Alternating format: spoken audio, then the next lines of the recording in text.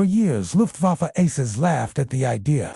They mocked the Americans openly, calling long-range escort fighters a fantasy.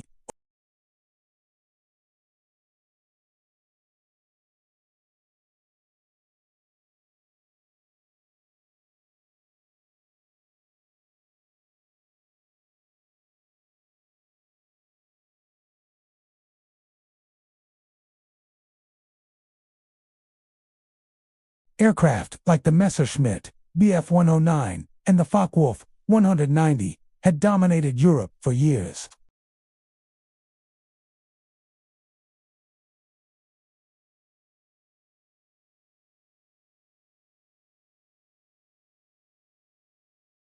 The reason was simple. Allied fighter escorts could not stay with the bombers all the way to their targets. Once the escorts turned back, the Luftwaffe struck mercilessly. This weakness became Germany's greatest advantage. Luftwaffe commanders knew exactly where American fighters would abandon the bombers. Beyond that invisible line, B-17 Flying Fortresses and B-24 Liberators were exposed.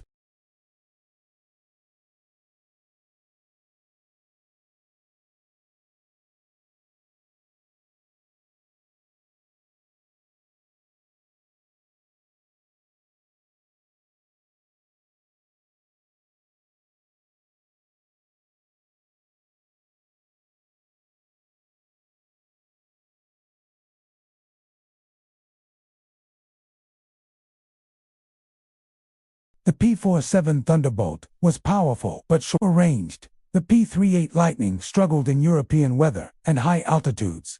In German eyes, the situation was clear. The Americans simply could not solve the escort problem. German radar stations detected fighters staying with bombers far longer than expected. Pilots reported sleek aircraft flying effortlessly at high altitude. These fighters were not just defending bombers. They were roaming freely, aggressively hunting German aircraft. Even more disturbing, some were seen circling Luftwaffe airfields themselves.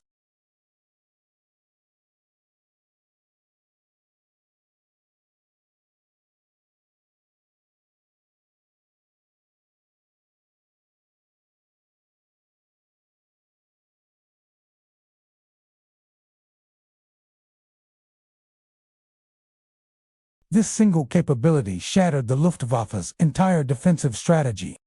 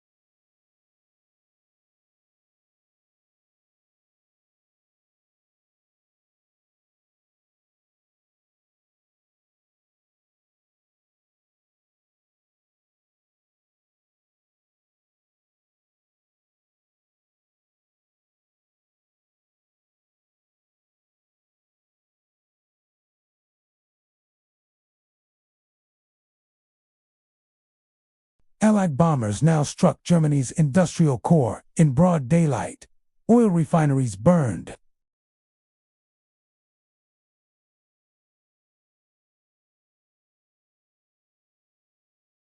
And above it all, Mustangs circled relentlessly, ensuring that resistance was crushed before it could form.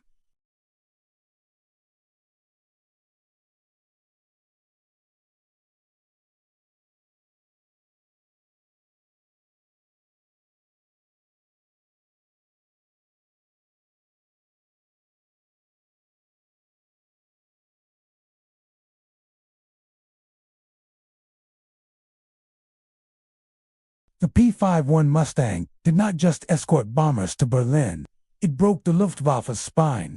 For the Luftwaffe, the war in the air no longer felt like a contest of skill. It felt like survival. Every mission carried the same unspoken question among German pilots: would they make it back? Before the arrival of the P-51 Mustang, German fighters could choose when and how to engage. They dictated the fight. Now, that control was gone. The skies above Germany had become hostile territory.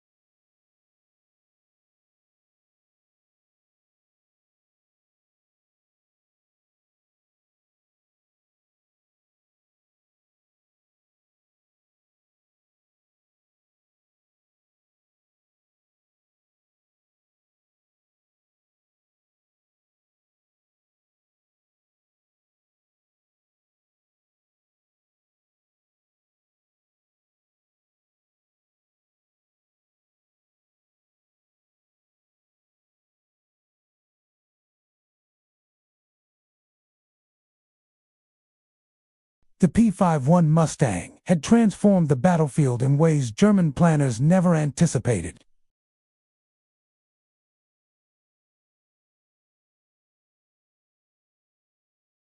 Each experienced pilot killed meant months, even years, of training gone forever.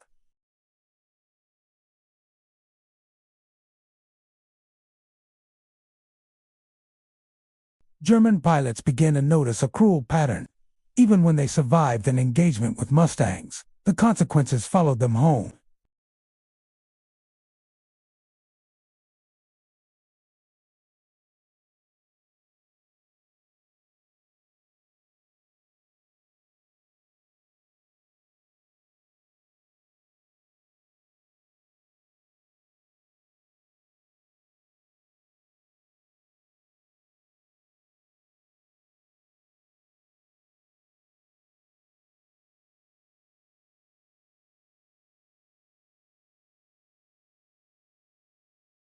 German pilots sometimes had barely enough fuel to take off, climb, and land, no margin for combat.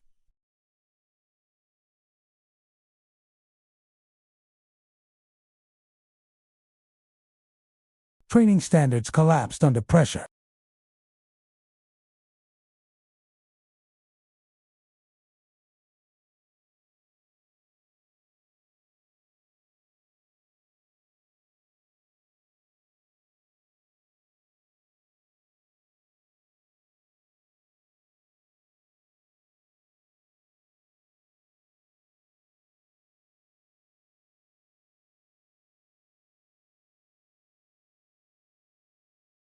Luftwaffe aces experimented with new tactics, flying lower to avoid detection, attacking in smaller groups, avoiding prolonged engagements.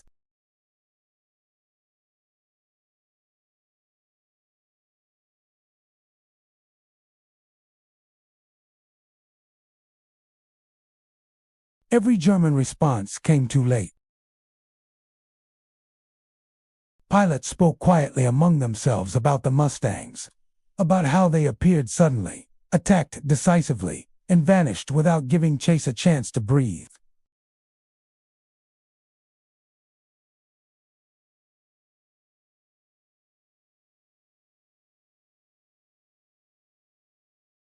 Berlin's skies reflected the change. The capital, once heavily defended, now saw fewer interceptors with each raid. Anti-aircraft guns fired desperately, but flak alone could not stop determined bomber streams. The Mustangs circled above, ready to pounce on any fighter that dared climb toward the bombers. The message was clear: resistance was futile. American pilots recognized the shift.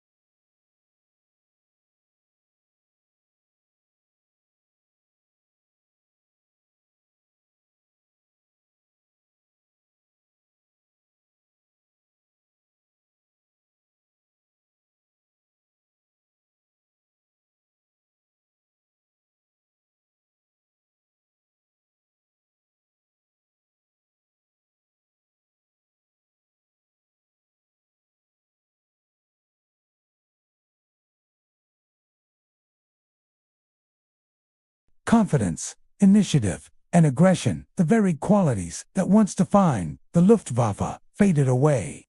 For Allied planners, the results were undeniable. Bombing accuracy improved dramatically.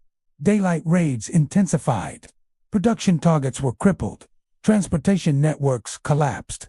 German war output fell sharply.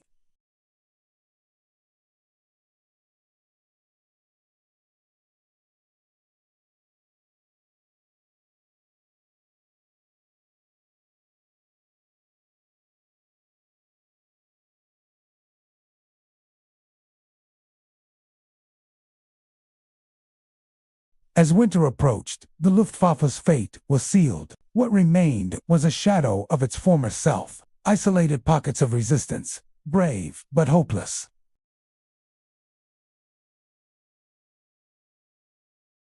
The P-51 Mustang still flew.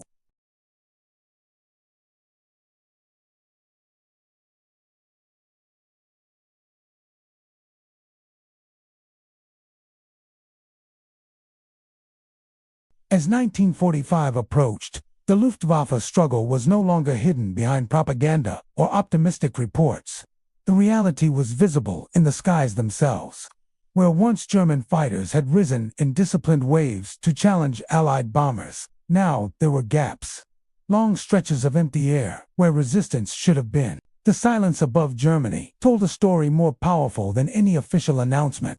For the pilots who remained, each mission felt heavier than the last. Aircraft were older, patched together with spare parts. Fuel loads were measured carefully, sometimes barely enough for a single interception attempt. Takeoffs were tense moments, knowing that American Mustangs could be watching from above, waiting for that exact moment of vulnerability. The P-51 Mustang had become a constant presence, not just in combat, but in the minds of German pilots. It shaped every decision: when to climb, when to turn back, when to abandon an attack. Even when Mustangs were not visible, they were assumed to be nearby. That uncertainty drained confidence before the first shot was fired. American pilots understood the advantage they now held. They flew with an awareness that the Luftwaffe was near collapse, but also with respect for a cornered enemy. Missions were planned aggressively but carefully. Mustangs spread out, maintaining altitude dominance, watching for any sign of German fighters attempting to rise toward the bomber streams. The moment they appeared, Mustangs descended with speed and precision. German interception attempts grew increasingly desperate. Small formations, sometimes just pairs or single aircraft, attempted to break through escort screens. Coordination was poor, communication was unreliable. Without sufficient numbers or fuel, attacks were often brief and ineffective. Mustangs intercepted them quickly, forcing disengagement or destruction. The industrial heart of Germany paid the price. Allied bombers now struck targets that had once been considered too dangerous or too deep. Factories producing aircraft, tanks, and weapons were destroyed faster than they could be rebuilt. Transportation hubs were crippled. The flow of supplies to the front slowed to a crawl. Every successful raid pushed Germany closer to collapse.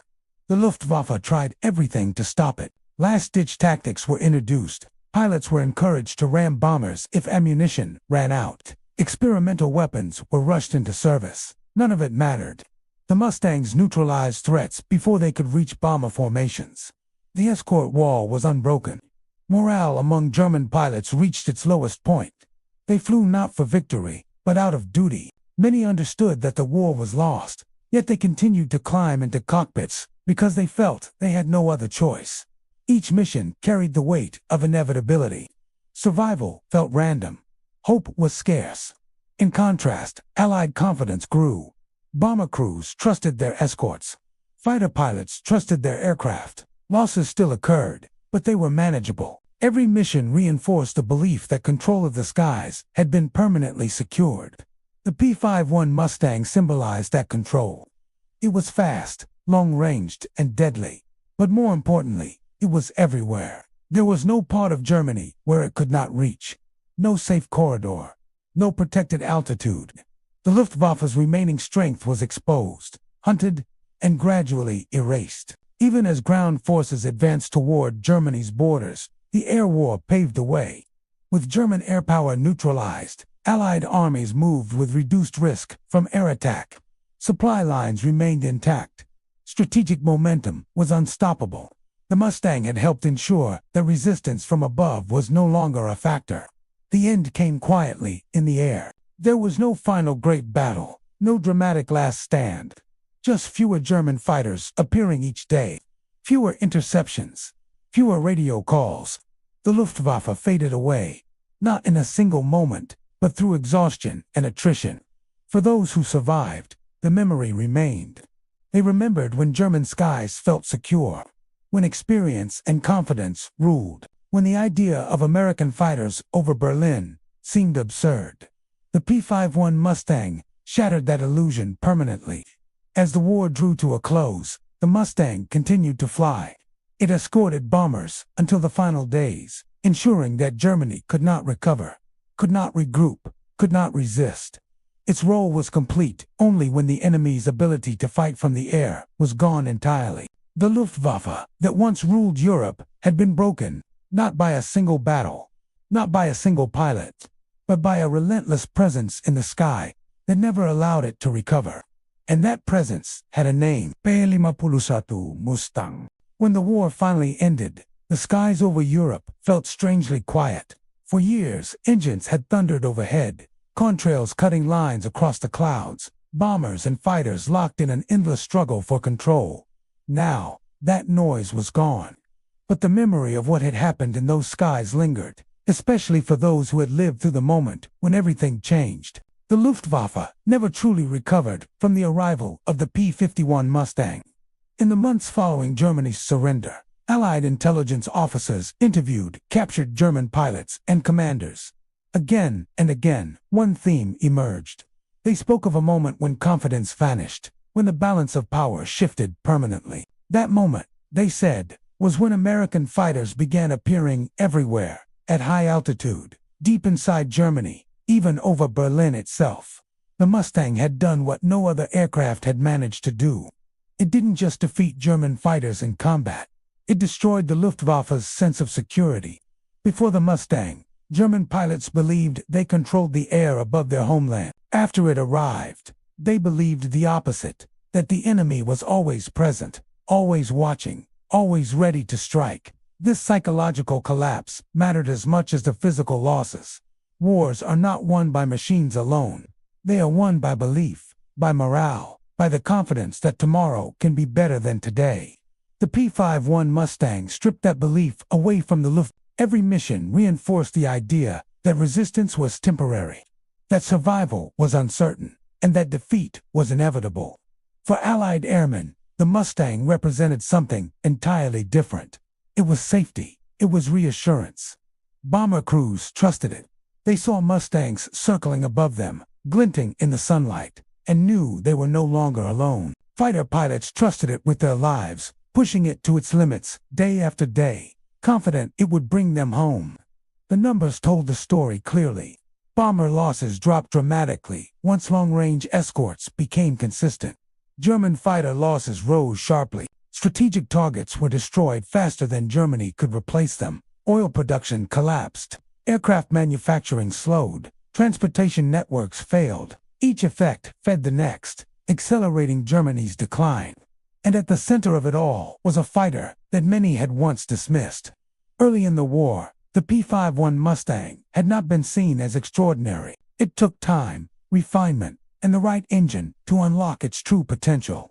But once that potential was realized, the aircraft became something rare in military history, a near-perfect solution to a critical problem.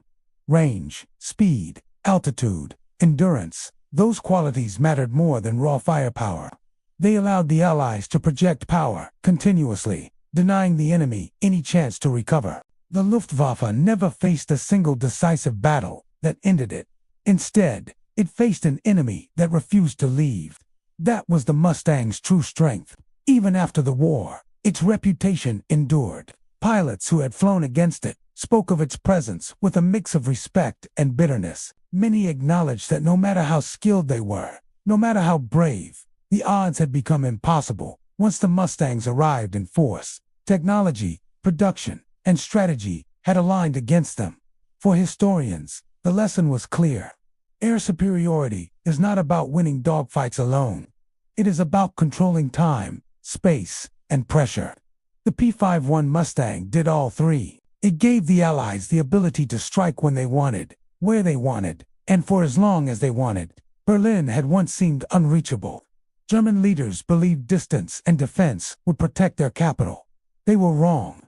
When Mustangs escorted bombers over Berlin, it symbolized more than a military achievement. It marked the collapse of an illusion, the illusion that Germany could fight on its own terms. The laughter that once greeted the idea of long-range American fighters faded completely. What replaced it was silence, broken only by the sound of engines that no longer belonged to the Luftwaffe.